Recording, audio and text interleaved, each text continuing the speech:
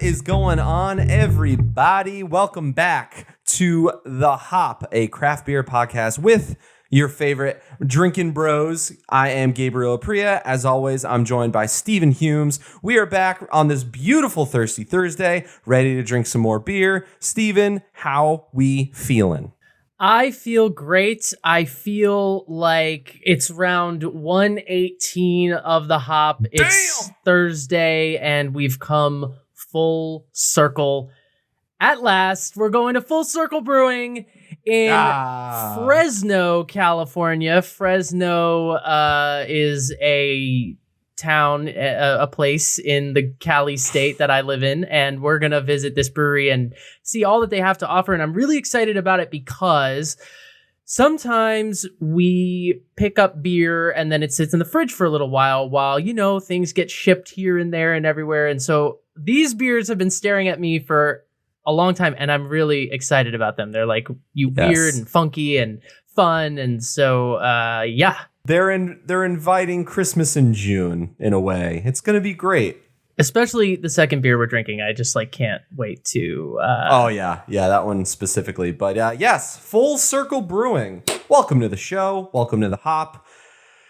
Everyone, put your feet up, grab a beer, or if you're listening to us in the morning, good morning, pour some coffee, and let's get to it. You're about to get hopped, Full Circle Brewing. We have a lot to do today. We got a good bit of news, some major stuff going on. We got 2 beers to do. We got all the stuff, the can arts, the crafts, the things like that. So I say we dive right into it. And this is the part of the show where I tell you that the Instagram is at the HO Podcast. That's the Twitter as well. We're on Facebook. We're on YouTube if you want to watch the show. I recommend that you do that just because we are pleasant to look at as people. So it'll enhance your experience. Yeah. Okay, sure. Why not? But hey, let me ask you something. Are you a regular listener of The Hop? Do you listen frequently? Well, when's the last time you told a friend about The Hop? If the answer is not lately, then you should fix that. You should go tell a friend, because the best way to get the word out about the show is for you to tell a friend how much you love listening to us drink beer. And you can tell them that the show is available to listen to on Spotify. You can follow on Apple. I think they call it following now, not subscribing. You can rate and review. That's another helpful thing you can do. And yeah, tell your friends. Expand the Hop community with us. Thank you. Go make a friend and then tell them about this podcast. And while you're at it, let us know what breweries to hit up next. Let us know what breweries to repeat. Let us know if you live in or are from the Fresno area. I hear it's fun. Steven would know. I would not. But I've never been to Fresno. You're in the state, so I figured you'd have some sort of connection. I knew one guy who went to college in Fresno. I hear they have a decent state school there, but apparently they have got great breweries. That's all we really need. Yeah. So, all right, let's dive into some of this news. Beer news. Okay, well, we talked about it, but it's happening. Spencer Brewery is being sold for parts. They closed earlier this month, and now their equipment is being taken away. There's an auction happening today, the day this episode drops, which is June 23rd, and they will be auctioning off the tanks and the bottling line and all that stuff. So, if you're a brewer in the Massachusetts area, go bid on some stuff. Hell yeah. Start your own brewery. Athletic Brewing officially opened a 3rd production facility in Milford. We had mentioned that was happening, but it happened. So that's fun. More non-alc beer. Yay! Good job. So excited. Coming soon to The Hop. And they're coming soon. They're coming. And in a story that why not take a shot at Molson Coors? Molson Coors had to recall some SKUs of Coors Light and Keystone Light because apparently they said that there were quality issues with the product. I think I know the quality issue. It was Coors Light and Keystone Light. There it is. Also, it had corn syrup in it, so that... Stay thirsty, my friends. Part of the quality issue. Wow. sometimes. So tough day to be a Keystone Light. Am I right? Sometimes the news just writes itself. You know what I'm saying? All right, Modern Times. Has the auction happened? It happened, and the new owner is, drum roll please, we don't have one. That'll work. It's Brewery X. Brewery X, the makers of the Slap and Tickle, featured on the Hop, and a whole lineup of slap-related IPAs, which post Will Smith Oscars could have a whole new life. Ooh. Yeah, no, you're right though. You're absolutely right. Like it's only a matter of time before they have like a triple IPA, and it's like the image Chris of Rock's him hitting face. Chris Rock, and it's like this IPA will knock you out. Ooh. Brewery X, round 70 is when they were on our show. We had a lot of fun with them. Beautiful can art, as I recall. That was one standout. They also, it's basically like a collection of brewery veterans, but some of them, it started at USC. So fight on, Trojans. Go get your. But anyway, they sing the fight song. Do it. I don't know it. I don't know. I know you don't. But if you go to sporting matches, like I went to a baseball game once, and at the end, they won the game, but they do this win or lose, which makes it even weirder. The baseball team just stood there facing the crowd, like facing home plate, and I was behind home plate, so they're just looking at me with their fingers up in like a peace sign, because that's what we do at USC, and they just did this for the entire song while it played as a group. They just waved their peace sign back and forth. Total tangent, but Brewery they X lose the championship game. They're just standing there like, hurry up, play the song. We had previously mentioned that Maui Brewing was the first ones to make the initial bid. That was just an initial bid; they hadn't won. So Brewery X came through. Apparently, an affiliate of Brewery X. Really, they won the auction at $20 million. So, assuming that all goes well, assuming that there are no unforeseen regulatory hurdles, Brewery X will be taking on Modern Times. So interesting, keeping it in the state of California, which is kind of cool. And if you had asked me what brewery I thought would end up purchasing Modern Times, I mean, we featured Brewery X and they would not have come up in my brain. It's just, Yeah, I don't know that they would for me either, but at the same time, great for them. They were a great brewery. They had dope beers. We loved learning about their operations. So, hey, let's see what the future holds for them.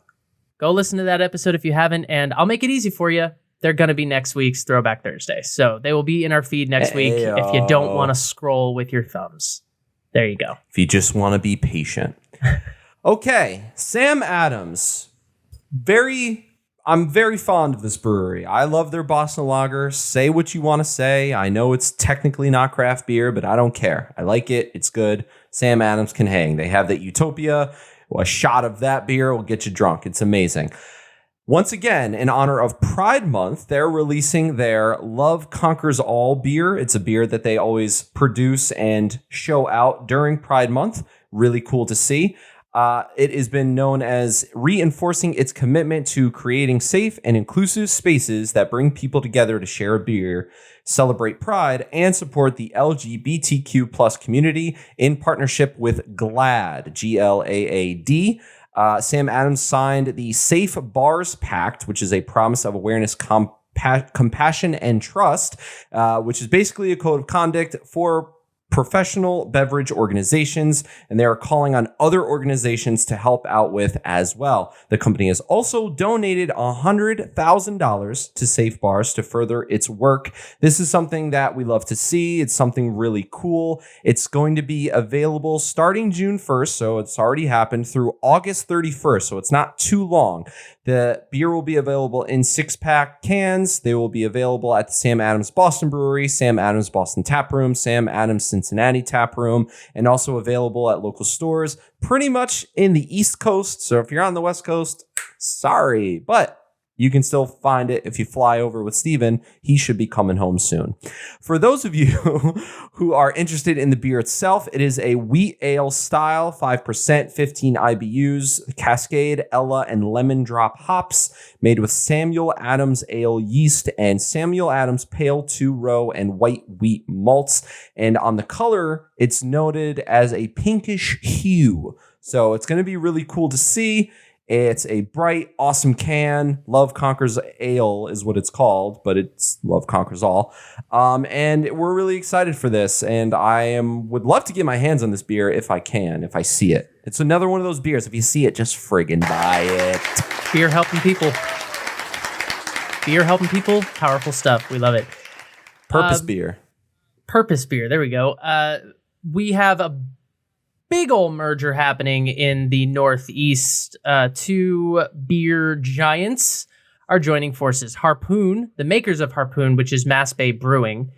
They are based out of Boston. They make Harpoon. They also make UFO and Clown Shoes and the Arctic Chill hard seltzer. So that's all the brands under their name. But they are acquiring Long Trail Brewing Company.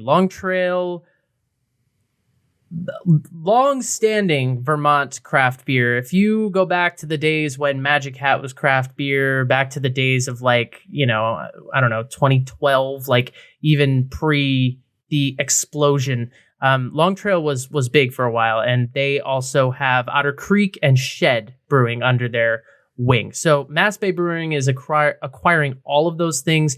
The financial terms of the deal were not disclosed, but like I said, both these companies have been around for a very long time. Harpoon was founded in 1986. Long Trail was founded in 1989. So basically, as I understand it, they were kind of talking about different ways they could partner with each other. And over the course of the talks, they just decided they would be stronger as one big conglomerate, if you will. The deal. Yeah, excited to see it. The deal also calls for Whistle Pig Whiskey, which comes out of Vermont. They're going to take ownership of the Otter Creek and Shed Brewery, which is in Middlebury, Vermont. So, whole lot of drink labels that you may. I mean, you've probably seen these beers everywhere. I know I have. UFO, Shed, Otter Creek, all these different things. You see them all over the place.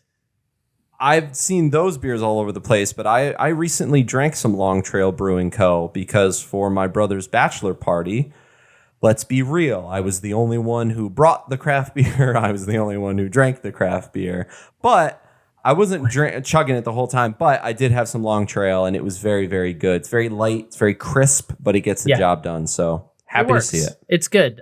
So this is an interesting marriage of two beer giants happening in New England. All right. Now, we've got a little bit of bad news. We have to hit the music. Hold on. Let me find it. We have to hit the music? We have to? We have to. We always have to. That somber song. Hyde Park Brewing has announced after 25 years, they're shutting down. They've been around for a while. They exploded on the craft beer scene in the Hudson Valley in recent years. They had breweries popping up all over, but they decided it was time. Economic struggle, this and that, you name it. But Hyde Park, unfortunately, didn't make it on the show.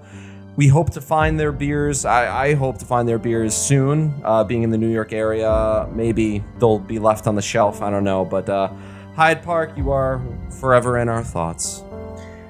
Thank you for your service to the beer world, Hyde Park Brewing. Yeah, it's sad to see it go. Family-owned brew pub has been around for 25 years in the Hudson Valley area, and just another victim to this. Hyde Park Brewing Company, where life is beautiful. Brutiful. Where life is brutiful. Just another victim. Now I'm really sad they're leaving. Of this shitty economy. All right, well, this is an awkward transition, but we have one more thing to do before we get into the drinking. So it's back.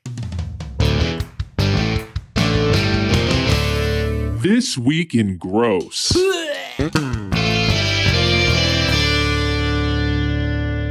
Oh, man. I'm like, this isn't even gross to me. It just makes me angry.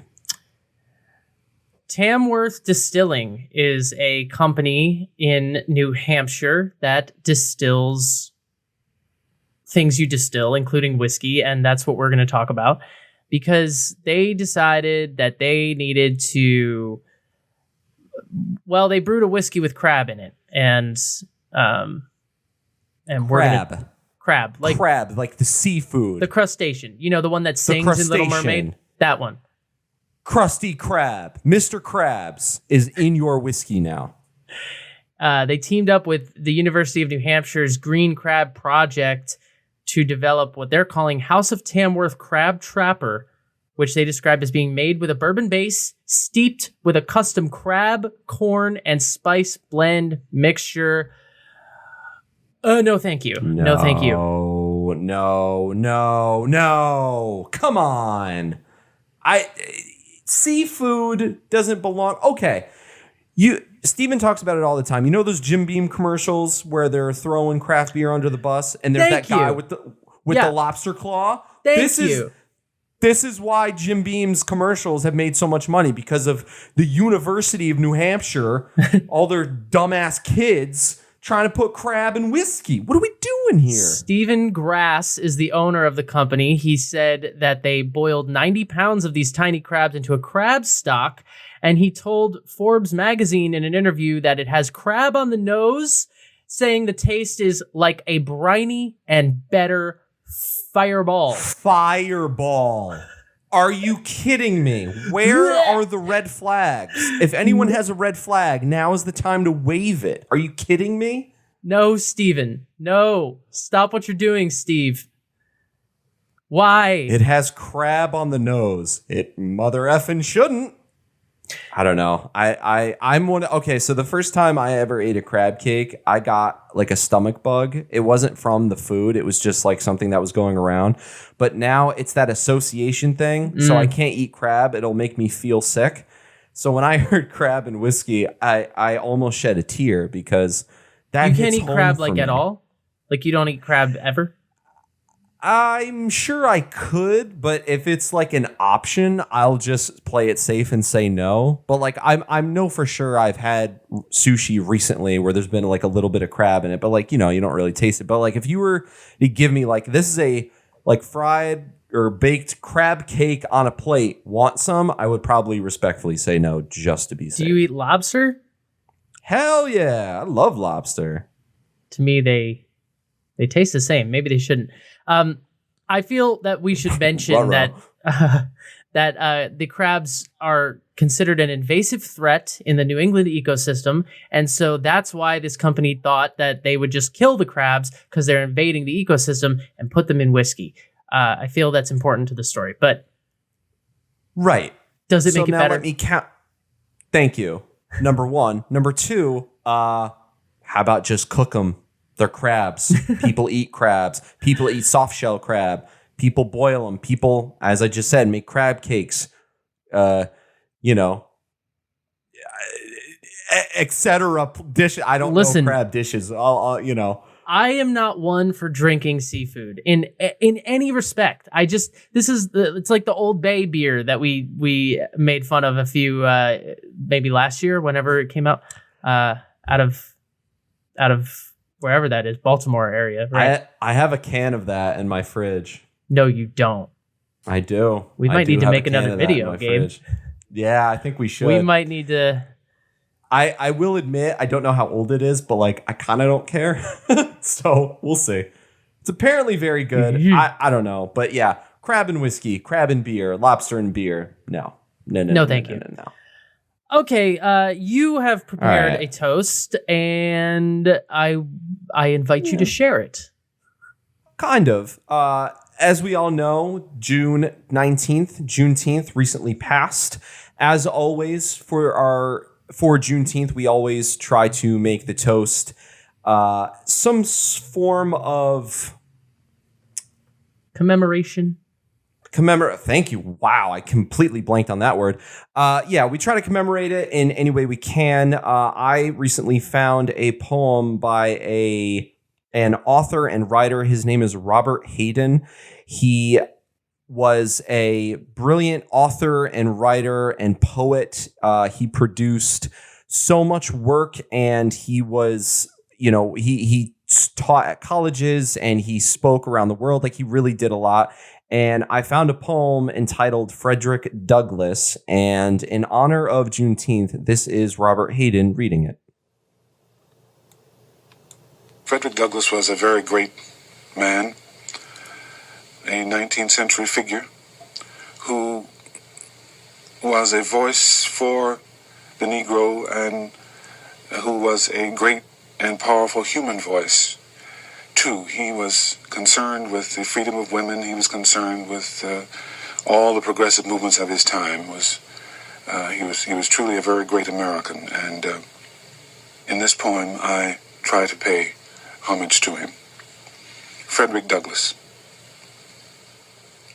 When it is finally ours, this freedom, this liberty, this beautiful and terrible thing, needful to man as air, usable as earth, when it belongs at last to all, when it is truly instinct, brain matter, diastole, systole, reflex action, when it is finally won, when it is more than the gaudy mumbo-jumbo of politicians, this man, this Douglass, this former slave, this Negro beaten to his knees, exiled, visioning a world where none is lonely, none hunted, alien. This man, superb in love and logic, this man shall be remembered. Oh, not with statues' rhetoric, not with legends and poems and wreaths of bronze alone, but with the lives grown out of his life, the lives fleshing his dream of the beautiful, needful thing. So yeah, thank you, Robert Hayden. I read the poem and it just, I don't know, it spoke to me. I thought it was cool. Frederick Douglass was a great man, great leader, and in honor of him and Juneteenth, figured it would be best. So yeah, thank you, Robert. Let's drink some beer.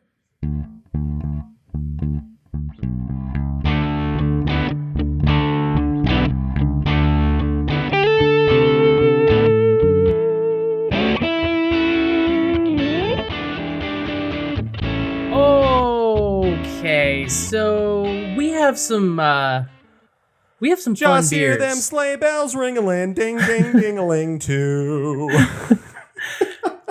Sure. We're starting off with a winter option with a very Christmassy can, but it's a sour ale that they call a winter cranberry pie sour ale. It's the Pie of the Tiger series, part of their hip hop puree series. Full Circle Brewing. They have a whole thing about they do these beer series and they really try to expand beyond the IPA.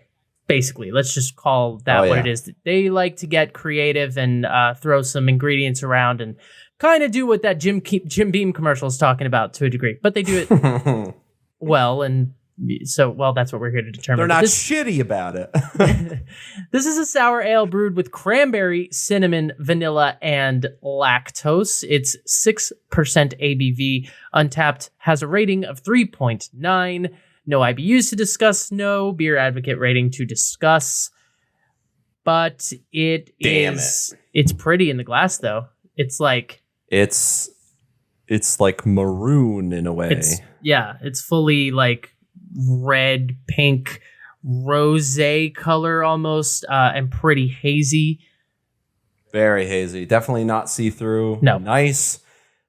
I would say off-white, but it does have a pinkish hue to it, the foamy head retention. I got a lot in my glass, so it looks pretty sweet. Yeah, I have no head on mine anymore, but it poured with about like a half a thumbnail of like good, like sudsy pink foam. That was pretty.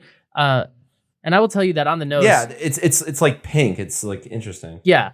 And I'll tell you that on the nose right away, the vanilla hits and the lactose hits for sure. The fruitiness of the cranberries are obviously there. There's a tartness, but you can tell when you smell it that there's lactose involved. This is a very lactose heavy episode we're getting into here. Yeah, if you are lactose intolerant, we apologize ahead of time.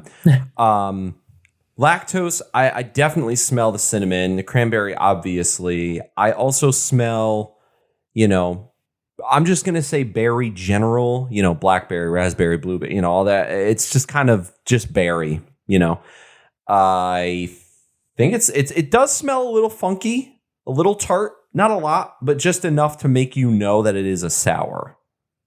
Yeah, I don't get a lot of booziness off it, but I get a tartness off it for sure. There's definitely a sort of an astringent or something of that nature. There's just a sourness to it that you just go, oh yeah, this is going to be tart. It's got some, all of those fruity flavors, like you said, sort of the mixture of berries, some strawberry. Skittles come to mind. And then interesting. Okay. Why not? Yeah, no, you're right, which is that's why I was like, oh my God, he's right about that. But not the yellow Skittles. Those suck.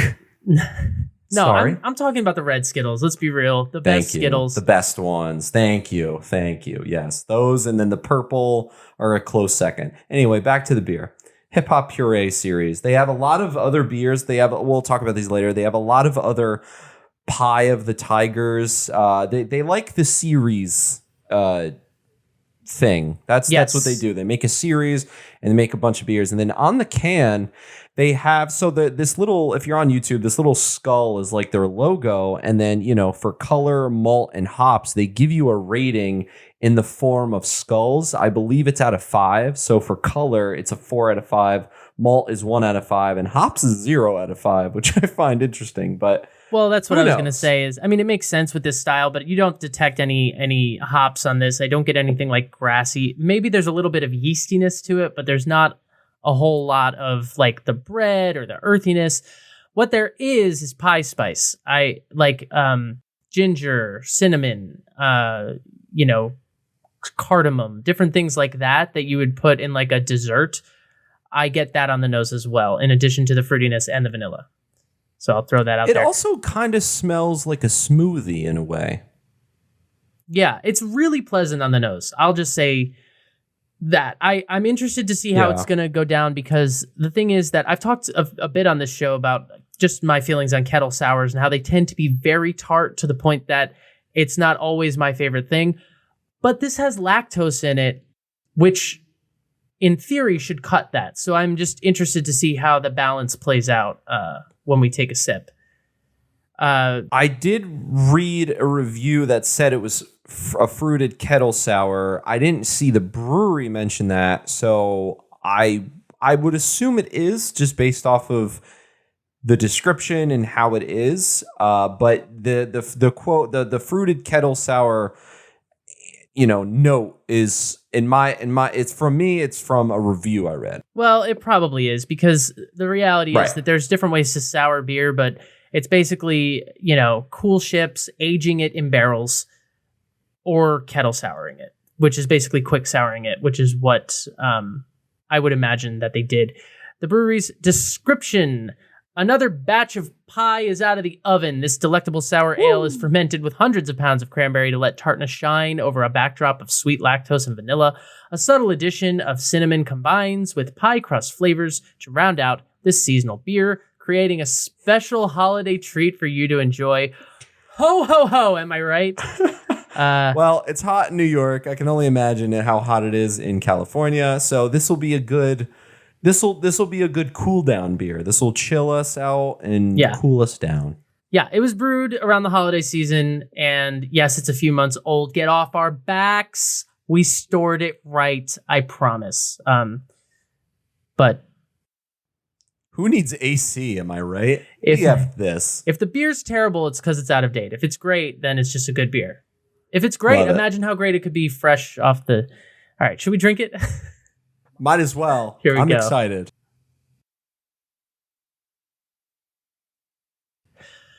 Yeah, this has a really nice balance. I think that what I was saying about the lactose is kind of exactly my experience of it. It's not too tart. It's tart for sure. It's tart. It's puckering.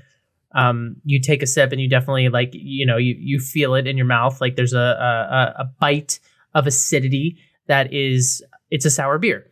But the lactose gives it a creamy quality and gives it a luscious quality and sort of cuts through the acidity so that there is a nice balance there.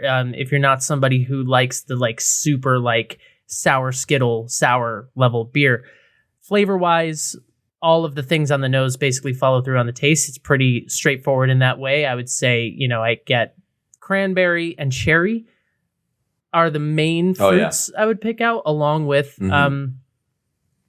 it really along with the vanilla, along with the graham cracker crust. And then the interesting thing is, now that I'm sitting with it, the back end, what I'm left with is I just ate a piece of pie crust, Yes, you did. Yep. That lingers in your mouth. The fruit goes away and the tart goes away, but then you're left with the graham cracker and the cinnamon and the ginger and all that fun stuff. So it's like eating a piece of pie. Look what they did.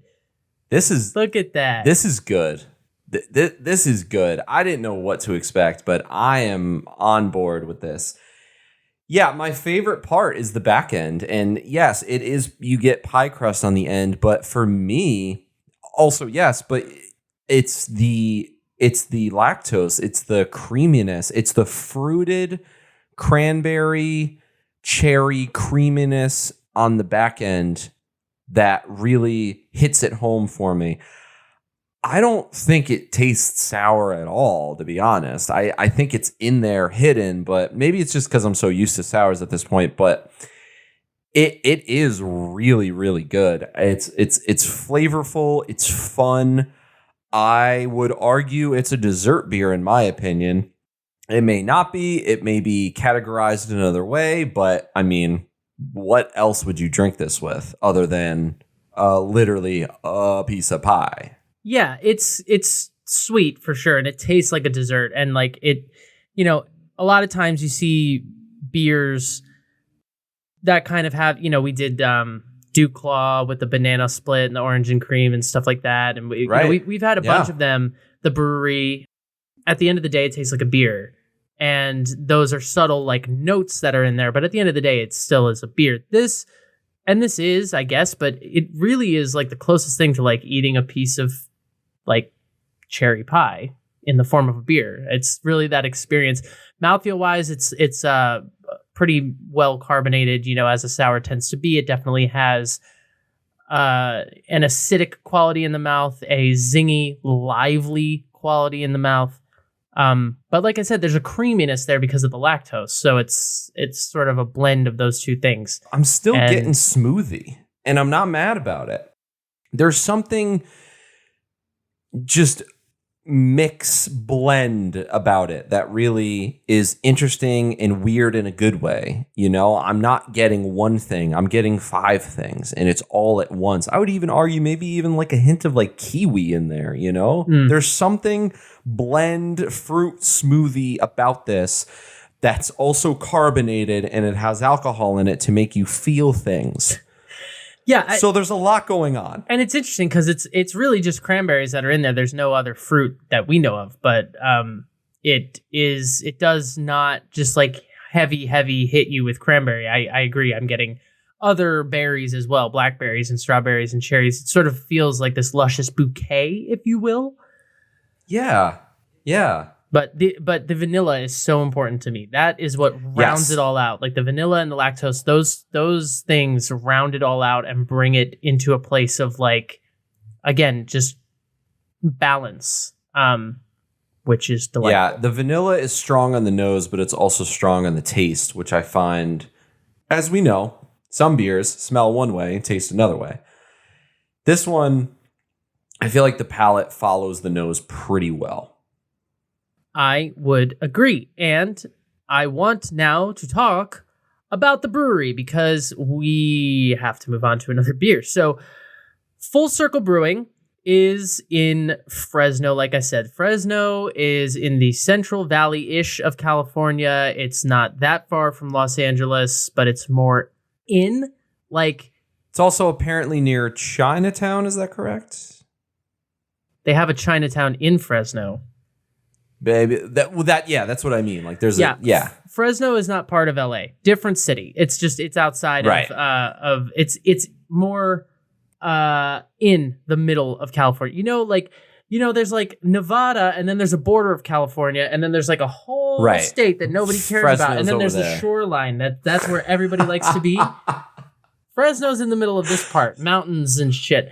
I think. I want to watch you give tours about California. Anyway, keep going. It's basically the brewery had existed prior, but the current iteration of Full Circle Brewing, it started in 2016. Arthur Moye is the owner. Who he was a CPA at the time. He sold it, and he, along with a group of investors, acquired Full Circle Brewing, which is known as the oldest running brewery in the Central Valley. So they have now expanded it into what it is today, which is a 15-barrel system. They have this fun beer garden. If you're watching on YouTube, yeah, that's cool. You can see behind me. On a nice day, perfect outing. It looks great, and they've become a big staple in sort of the I guess the downtown or the quote unquote brewery district of the city of Fresno. So that's them. As a mission, they say that they are breathing new life into this old brewery. They're committed to reviving downtown Fresno and Chinatown. They say, we love beer, we love live entertainment, we love Fresno, and we love this brewery with one of the most diverse and passionate teams in the craft beer industry, located smack in the middle of the largest craft beer market. I have questions about that, but moving on. We're ready to continue to produce unique, familiar, and flavor-forward beers. And that they do. They're a big fan of entertainment, or as they call it, Beertainment. I see where they tried to go. Maybe I'm not doing it justice. I apologize, guys. But anyway, basically, they are a big fan of live entertainment and not just the classic concert music, comedian play. I don't know, whatever. They always, according to their website and past articles we were able to read, they like to just have acts. They like to have like a circus performer. They like to have a local band. They like to have a local musician, what have you. They're a big fan of that. But they have also mentioned that their venue has featured big top performances from, E40, Bone Thugs and Harmony, POD, Alien Ant Farm. Those are just a few of some of the big names that have come through. So, on a nice night in Fresno, you can go grab a beer and go see a show. Yeah, Beertainment, little clunky. I mean, I'm just going to say it. Probably could have been entertainment better. Now that I'm looking at a map, I think Fresno's probably closer to San Francisco than Los Angeles. But either way, it's still... Steven don't know where Fresno is. It's still in the middle-ish. Unbelievable. But anyway, yeah, Beertainment is their thing.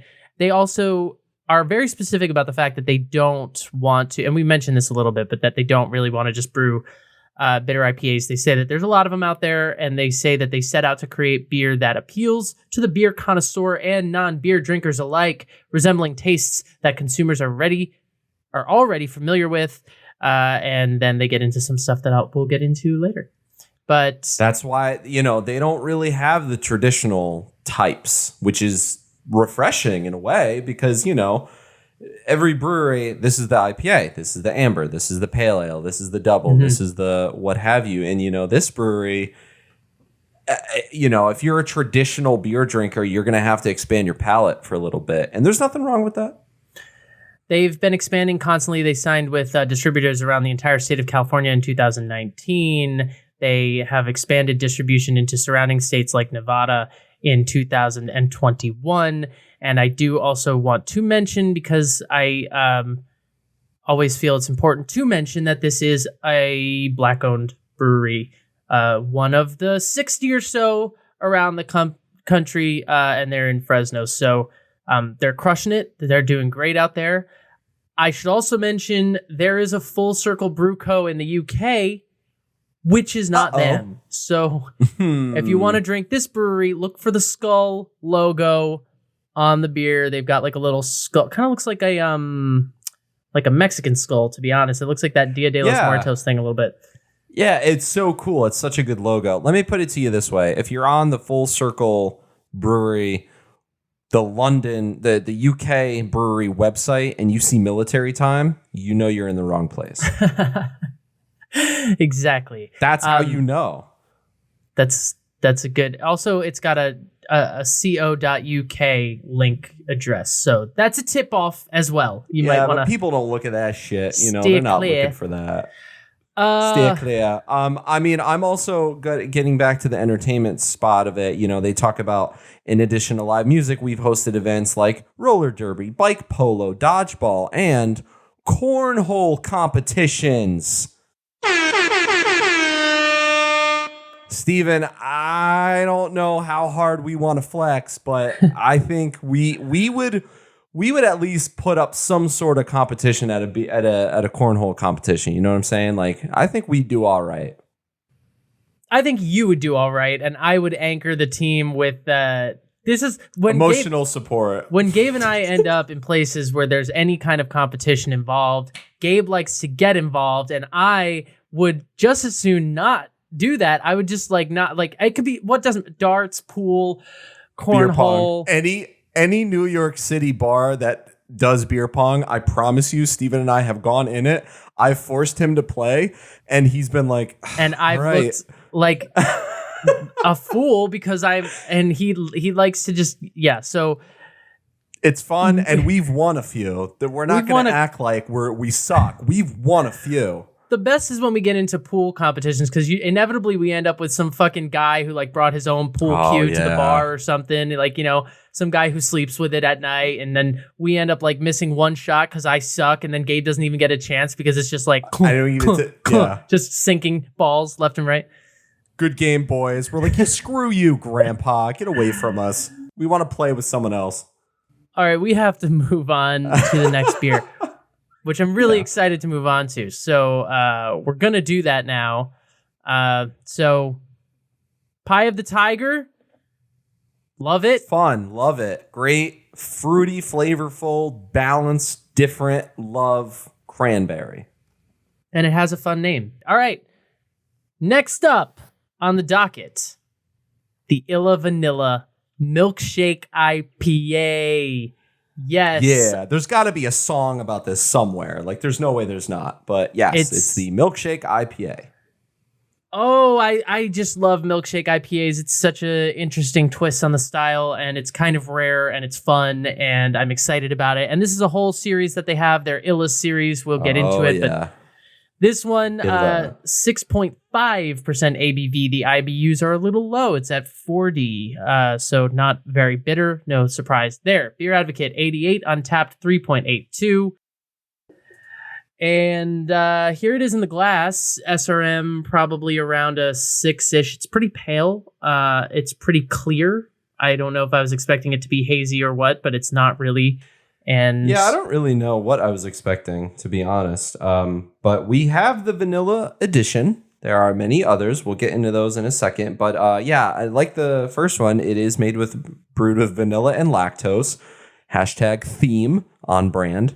But it's been reviewed and revered as some of their best beers, the whole series. There's a lot of them. We'll get into those in a second. But we're very excited. And we'll talk about that can logo. I mean, come on now. I mean, what are we doing here? It's the logo. I mean, Gabe will talk about it later, but the logo is their little skull, but it's in an ice cream cone, and the ice cream cone is just dripping vanilla ice cream, and you see it, and you know it's got lactose in it and stuff, and you're just oh, it's going to be an ice cream in a beer. It's probably not, but that's what it makes you think of, and it's pretty sexy, if I do say so myself. A blend of hops, vanilla, and lactose creates a symphony of orange and cream notes with a pleasant mouthfeel and a mildly hoppy finish. Now, that was interesting to me because I've had Milkshake's IPAs before. Steven has had Milkshake IPAs before.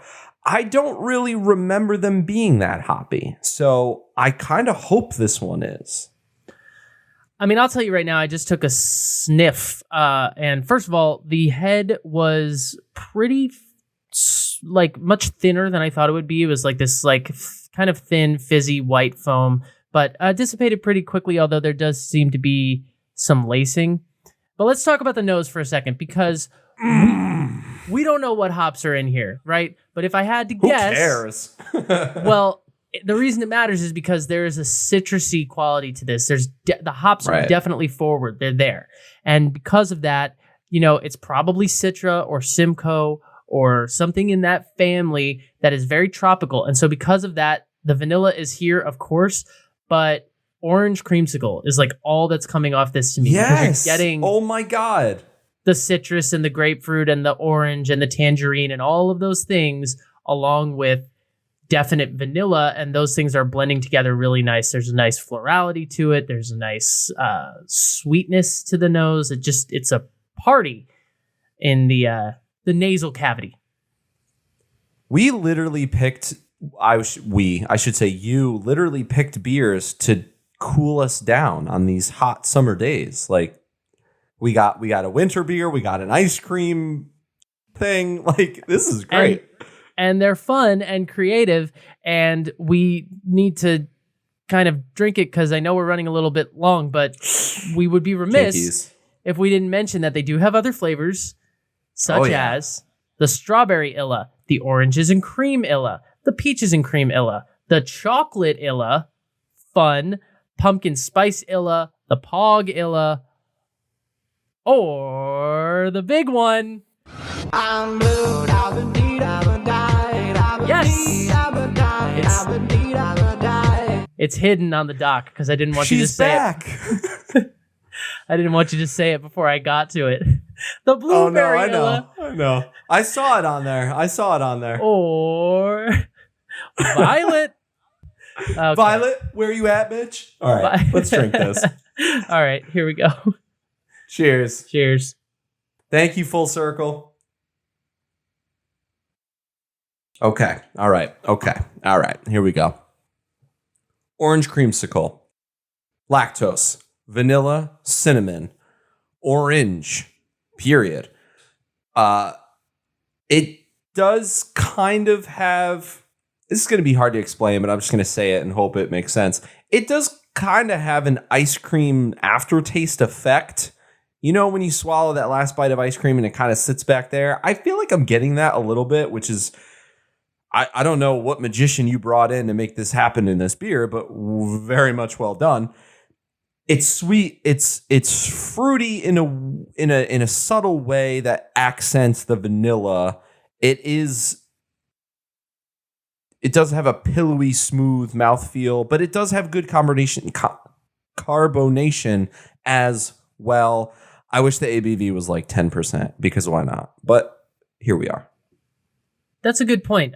Cinnamon is interesting to me. I don't know that I get that, but everything else I definitely do. A lot of it's super floral. It's like if a solid pale ale or I guess IPA, but it's not specifically a New England IPA, but it's also not as bitter as a West Coast IPA. So it's a very subtle. It's more like a pale ale to me, and it's like if a pale ale and a chai latte just like had a baby, because there's a lot of lavender, there's a lot of vanilla, there's a lot of florality there, chamomile, and then of course the more traditional things that we expect: the grapefruit peel, the pith of the orange, the citrus things are there. Little bit of bite on the back end, not too much, and then the lactose just does what lactose does. It gives it a creamy feel in the mouth. It gives it a creamy quality. It doesn't add flavor necessarily, but it accentuates the vanilla. But I think the lingering thing in the mouth is, like you said, it's a little bit of like lingering vanilla ice cream and lingering hops. The thing is that they like to market this Illa series like with ice cream. So you'll see a lot of pictures of like the strawberry Illa with a scoop of strawberry ice cream and the chocolate Illa with a scoop of chocolate ice cream, the vanilla. And it's like, it just makes your mouth water, man. You just want to this is not as sweet as ice cream. And in contrast to the cranberry pie one, this is, that was like eating a piece of pie, really. This is not like eating a scoop of ice cream. Beer. Yeah. It's a beer with a little something extra in there in the vanilla. It's a beer that's more fun, a little bit extra. From the can, the skull ratings for color, they give it a 2 out of 5. For malt, they give it a 2 out of 5. For hops, they give it a 4 out of 5. I don't think I'm tasting too many hops, which is fine. Well, the thing is that all of the citrus I know what you mean. You mean bitterness, but all of the citrus Right. that we're tasting is the hops, really. So Right. That's we are. Yeah. And Yeah. that's what it is. I don't know. I think I want the ABV to be higher. I don't know why. That's normally your thing. I never say no to that. But no, it's another knockout. It's another great one. Does it make sense to rank these? I think it might. Sure. What's your favorite? I asked that question and then I sit here and I'm like, I don't know. I mean, I guess the Illa Vanilla, but not by much. I mean, both of these are knockouts in my opinion. Yeah, I think if I had to pick one I would want to have a second one of, it would probably be the Illa Vanilla just because of my tastes, but they're both really good. But for the sour people, you're going to pick the Pie of the Tiger ahead of the Illa Vanilla every single time. And it makes you want to sing, and it's fun. You know what the Pie of the Tiger definitely wins on, though, is can art. And we have an in-house expert that we're going to throw to now who's going to talk all about that. So if you're ready, here we go. Bob? Can art and crafts. Full Circle Brewing. We're coming full circle on this episode. Am I right? Okay, let's do it. Pie of the Tiger. A lot of Christmas in a can. I mean, we've got some big, bold lettering with snow falling all around, cranberries, and a stereo with a Santa hat. Love to see it. Black background can with all the bright colors. If you have this can next to another one, you will not mistake it for anything else. The Illa Vanilla. Oh man, the color of this can matches my apartment walls, and that's, if you know the can, but the can is dope. The background is basically vanilla, that off yellowish, whitish color. But as Steven said, we've got an ice cream cone with melting vanilla ice cream with a skull head with a hop flower coming out of the head. Big bold letters, Illa Vanilla. Another beer can that if you have it next to something, you know what it is. It is not mistaken. The Pie of the Tiger, I'm going to give a solid 9.6. The Illa Vanilla. Welcome to the club. 10 out of 10. It is excellent. I love the little skull. It's perfect. As Steven mentioned earlier, that you said that like the Mexican skull, like that sort of deal. It looks awesome. Their logo, YouTubers, it's right there. It's excellent. It's beautiful. Bob Ross is here. He's drinking the vanilla. He's going to drink all the ice cream that we have, but that's okay because he deserves it because he works hard. And that's another great edition of Can Arts and Crafts.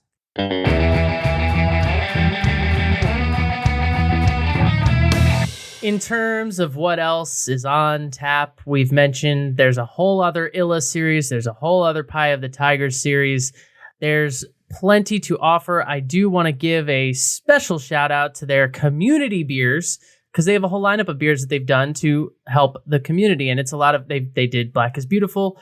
They did the one for the campfire when that, if you know, we remember those. Remember when that was our biggest problem in the world?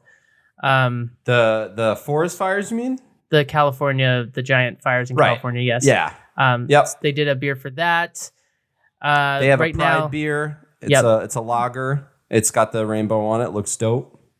Yeah, they've done a lot of beers for good, which we always love when we see breweries participating in that kind of stuff, trying to help the community. Anyway, Steven, you'll like this. Captain Save a Hop with Pineapples, their West Coast IPA, clocking in at 7.1. I don't know. Yummy. It looks like it's a skull superhero with a pineapple in his hand. He's probably going to throw it at someone. It looks dope. I like it. Anyhow. I'm sorry. Their website is just, I'm trying to scroll through it and look at beers and it's just super annoying. It just keeps reloading to like the same page. Like, stop doing this. There's one thing that breweries haven't figured out. It's the website. Their website could use a little, it's just a little annoying. I'm just going to be honest about it, guys. Love your beers. Website's a little hard to scroll.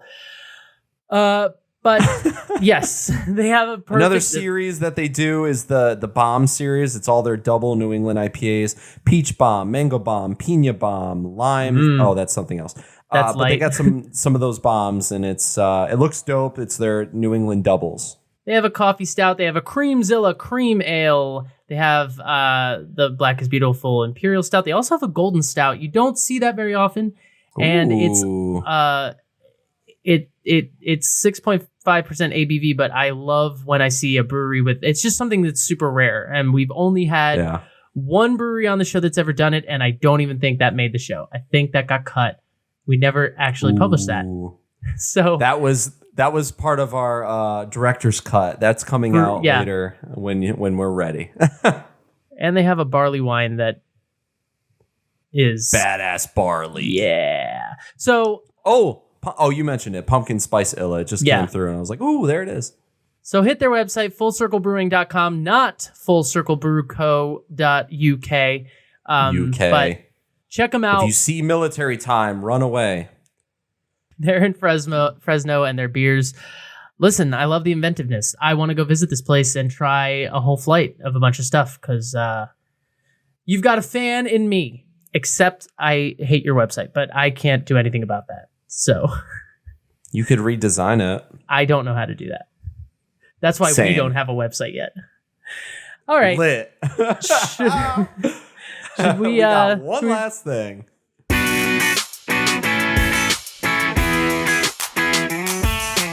Last call. All right. Well, leave it up to the Spaniards to come up with weird sporting events. Let me just put it that way. Spain gotta chill. I'm sorry. Spain gotta chill. What is going on? I mean, there's a baby jumping festival. That's what's happening. There's a Spanish village that is they're gearing up for one of their, apparently it's an annual thing, I guess. It's a celebration they do every year. It's called El Salto del Colacho, which is the baby jumping festival. And basically, there's a picture of a man leaping over beds with babies on them.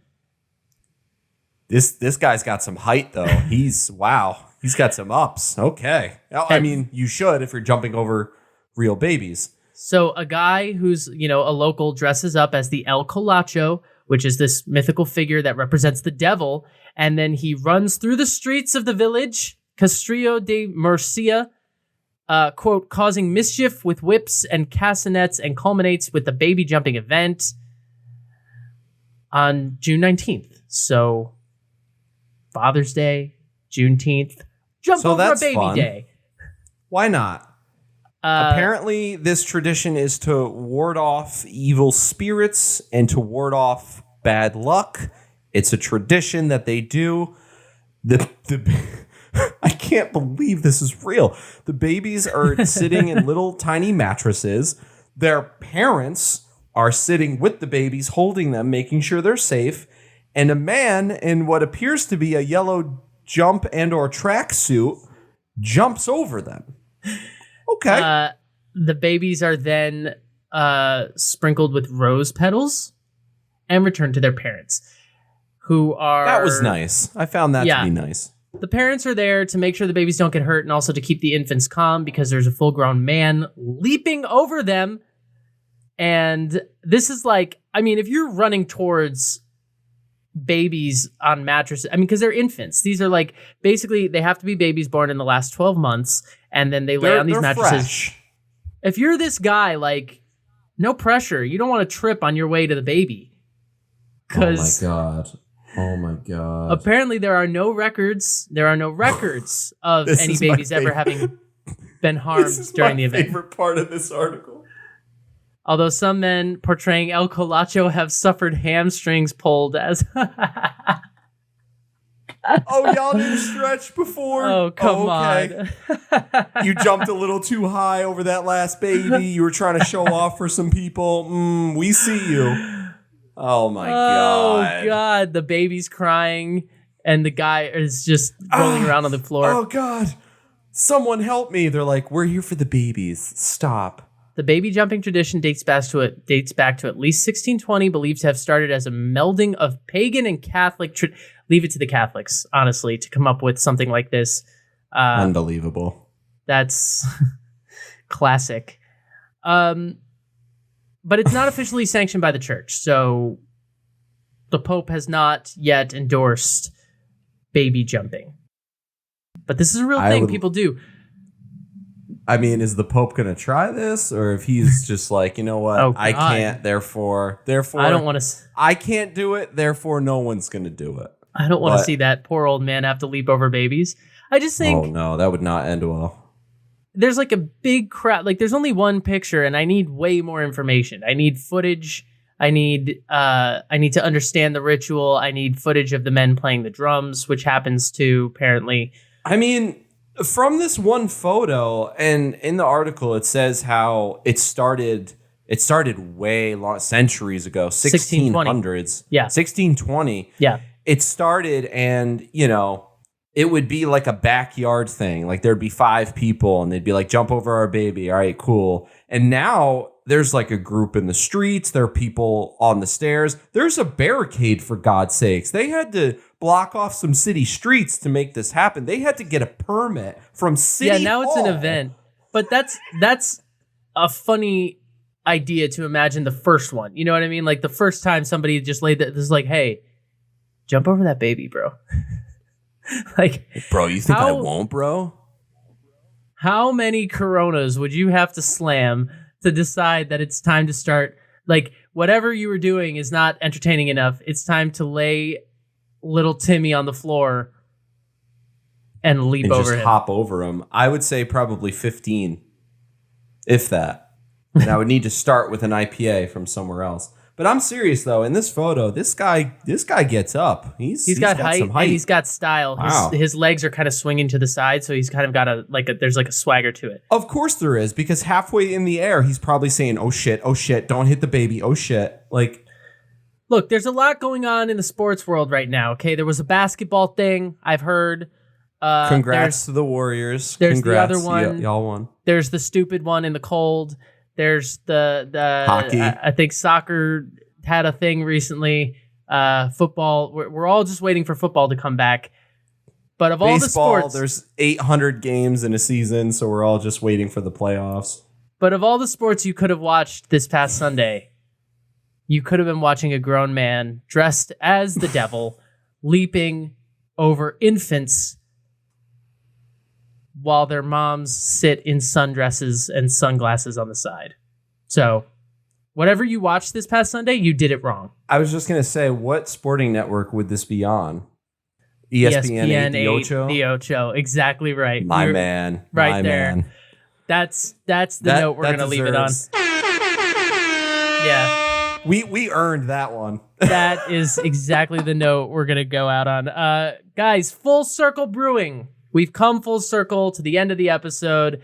They like to brew beer with lactose in it. And you know what? I'm here for it. And I enjoyed it very much. So, not upset at all. Get your hands on it. Hey, happy Father's Day to those that celebrated this past week.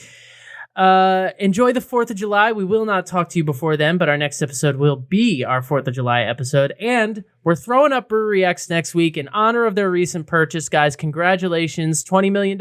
You bought yourselves a brewery. Way to go. And amen. We'll see you in Drink July. Good beer. Love each other. Say something nice. Do all the usual things. We'll see you guys. Later.